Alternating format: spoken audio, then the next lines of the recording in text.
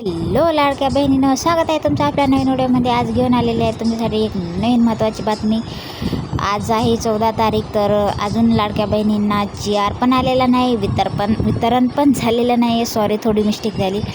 आणि बऱ्याच लाडक्या बहिणी खूप वाट बघत होत्या आतुरतेने की आज वितरण होईल, बट अजून पण झालेलं नाही. आज आहे 14 तारीख, तरी पण GR आलेला नाही, वितरण पण झालेलं नाही.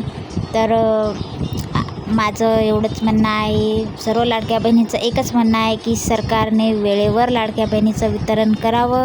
कारण की लाडक्या बहिणी खूप आशेने वाट बघत आहेत. कारण तुम्ही आता ही चालू योजना केली तर त्यांना वेळेवर लाभ द्यावा.